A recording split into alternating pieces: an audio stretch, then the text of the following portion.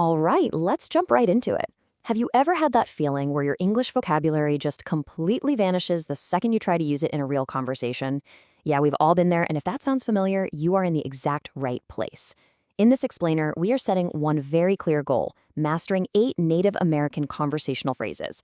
But listen, we are definitely not going to just memorize them like some boring textbook. No way. We're going to use high-impact visual memory techniques so these phrases stick in your brain permanently. So grab your focus, get comfortable, and let's get started. Here is our game plan for this explainer. 1. The victory conversation. 2. A listen and repeat drill. 3. The victory living room. 4. Visualizing the idioms. And 5. Our final wrap-up and drill. Section 1. The victory conversation. Let's establish the context. To truly grasp new vocabulary, you absolutely have to see it in its natural habitat, right? In the flow of everyday conversation. Let's drop in on a guy named Ted bringing home some huge news to his mom, Susan. Imagine Ted just buzzing with pure excitement as he tells her, "Amber and I are going to break into the music business. Last night after our concert, a talent agent asked us to meet with him in New York." Now notice how break into doesn't mean physically smashing a window here. It means successfully entering a really competitive industry. So Susan is obviously thrilled. She tells him, "Congratulations, we'll give you some spending money for your trip." But Ted confidently waves her off and says, "No need. The agent is footing the bill for everything. And when we get there, he's going to wine and dine us." Look at how those two phrases are woven perfectly together. Footing the bill means paying for everything entirely. And to wine and dine someone, that means treating them to lavish meals and entertainment. Susan replies, "He must think you're the cream of the crop," meaning, the absolute best of the best. Ted smiles and says he thinks we sound like the Goo Goo Dolls. Now his sister Nicole is listening, and she asks, "Who are they?" Ted shoots right back. "You're really out of it. They're a popular rock band." Saying someone is out of it here means they are completely unaware of current trends. Then Nicole proudly interrupts with her own big news. "Our family is certainly on a winning streak. I was elected president of the Spanish club today." The phrase winning streak brilliantly captures a continuous run of good luck or success. Ted, acting exactly like a typical sibling, scoffs. "The Spanish club? Big deal." He's totally unimpressed. But Nicole insists she is on her way to becoming a full-blown diplomat. She says, "You don't get it, Ted? This is only the beginning. Today, president of the Spanish club. Tomorrow, ambassador to Spain." Ted brings her right back down to earth with a sarcastic little smile. "Well, ambassador, you'll need to wrap up my chemistry homework before you leave for the Spanish embassy." Wrap up. It just means to finish or complete something. Susan laughs, says she's proud of her rock star and her diplomat, and boom, we have our context. Section 2. Listen and repeat drill. Time for phonetics and audio. Now that we've got the story down, let's build some phonetic muscle memory. I want you to listen closely to the American accent and mimic it right out loud. First up, break into. Notice how that K sound subtly connects right to the E. Break into, break into. Okay, next, foot the bill. Let the T and foot softly tap right against the TH. Foot the bill, foot the bill. Awesome, let's keep that momentum going. Wine and dine. Really feel the rhythm of it. Wine and dine, wine and dine. Now for this next one, ensure perfect enunciation on those hard C sounds so your mouth actually learns the physical shape.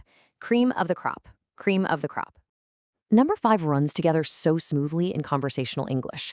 Instead of a robotic out of it, it practically flows like one single word. Out of it. Out of it. Try that one. Good. And for our next phrase, feel how that continuous S sound bridges the two words together. Winning streak. Winning streak. All right, our final 2. Keep the energy up. Big deal. Big deal. And finally, notice how the P so neatly closes out the sound at the very end of this one. Wrap up. Wrap up. Fantastic job. Your phonetic memory is officially primed and ready to go. Section 3. The Victory Living Room. Creating visual anchors. We are now transitioning into a really cool psychological memory exercise. We are going to use a Tony Buzan-style memory palace to lock these words in permanently. A memory palace uses spatial awareness and extreme visual associations to make information absolutely unforgettable. Setting this up is actually super simple. Step 1. Visualize your own living room, or any space you know incredibly well. but imagine it decorated for a massive celebration. Step 2. Place an exaggerated, almost completely bizarre image in a specific location in that room. Step 3. Link the English phrase directly to that wild visual. The stranger the image, the better it sticks. Section 4. Visualizing the idioms. Let's take a walk through this memory palace. Let's virtually step inside your decorated living room. You step into the foyer, and suddenly you see a giant, masked, hugely muscular burglar violently smashing the wall with a sledgehammer. He is literally trying to break into the room. You look down at the welcome mat. You are physically stepping on thousands of crisp $100 bills. You are literally footing the bill. You look over to your favorite armchair. A highly elegant waiter in a tuxedo is bowing, while a massive floating wine bottle pours a glass. That chair is getting the ultimate wine and dine treatment.